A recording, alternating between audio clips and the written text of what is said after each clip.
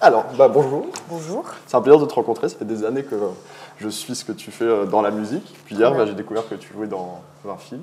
La Vénus, The Venus of Silver. Et du coup, pour ceux qui ne te connaissent pas, qui es-tu? Qui suis-je? Où vais-je? Je suis Claire Pommet. Je suis autrice, compositrice, interprète principalement, sous le nom de Pomme.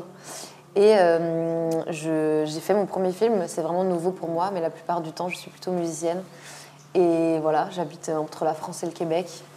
Et là, en ce moment, je suis bel et bien au Québec. Voilà. Bon, alors, du coup, c'est ton premier film, comme tu viens de le dire. Alors, comment ça s'est passé de passer de la musique au cinéma?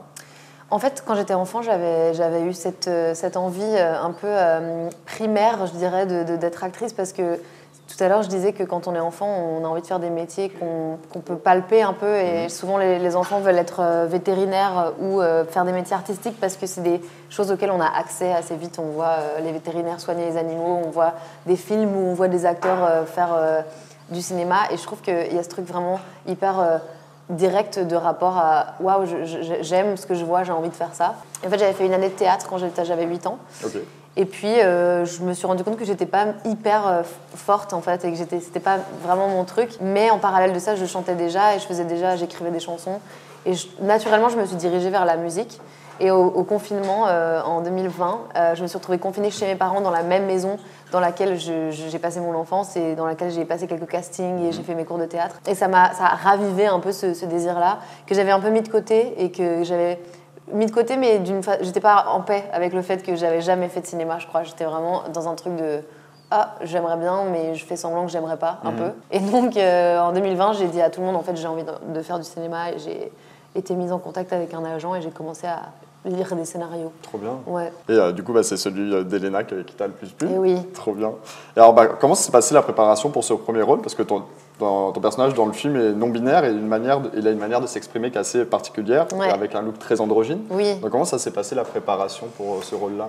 En fait, c'est drôle parce qu'il y a eu des grands moments de vertige où je me disais mais je serais incapable de faire ça, parce qu'il y avait certains aspects du personnage qui étaient plus de l'ordre du jeu que moi je connaissais pas. De changer ma posture, de me tenir très droite, de pas du tout bouger mon visage quand je m'exprime, et d'exprimer les choses plutôt par un ton un peu monocorde, et par une posture et une façon de me mouvoir dans l'espace, mais pas du tout par moi, mes expressions de visage habituelles où je bouge énormément les sourcils, où je vais bouger même le corps, me tenir pas droite et tout. Donc il y a eu cette préparation-là. Et après, pour ce qui est de la question du genre, c'est vrai que moi, c'était des questions qui déjà de base étaient présentes dans ma vie. La féminité, comme elle est présentée dans la société, c'est pas un concept auquel j'arrive à adhérer, et je me reconnais absolument pas là-dedans. Même sans parler forcément de non-binarité, parce que moi, je me sens pas non-binaire personnellement, mais dans l'idée de redéfinir ce que c'est que la féminité et ce que c'est que la masculinité, c'était quelque chose qui me touchait et qui me parlait déjà. Donc c'était hyper excitant et intéressant pour moi d'incarner ce personnage-là qui se présente comme une femme, mais qui en même temps, on sent qu'elle est en construction et qu'elle cherche justement son identité, et qu'elle ne se reconnaît pas du tout, comme la plupart des femmes de mon âge, dans ce que c'est qu'être une femme en 2024, selon les codes de la société, quoi. Puis ça, c'est super bien fait. Ça a été vraiment bien. Ça marque bien le film, en tout cas. C'est très bien fait.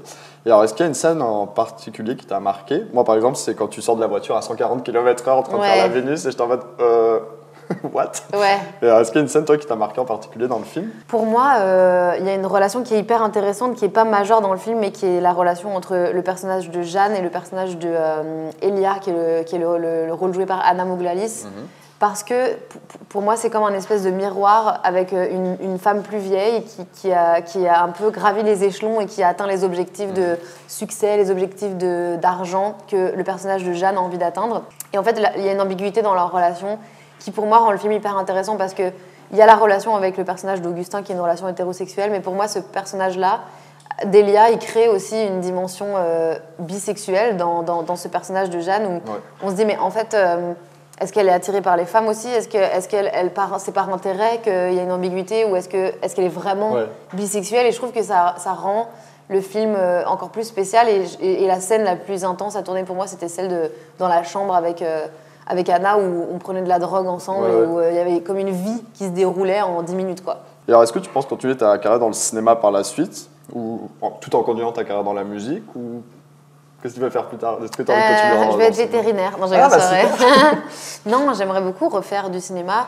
Le fait est que créer de l'espace pour faire du cinéma dans ma vie, c'est un peu un projet parce que quand on est en tournée et qu'on fait déjà un autre métier à côté, le cinéma c'est très prenant et même si c'est souvent sur des courts laps de temps, disons 1 mois ou 2 mois, il y a quand même une grosse préparation. Et en fait, j'adorerais pouvoir continuer, mais ça demande une espèce de contexte. Il faut réunir un peu les éléments propices à ce que ça puisse exister.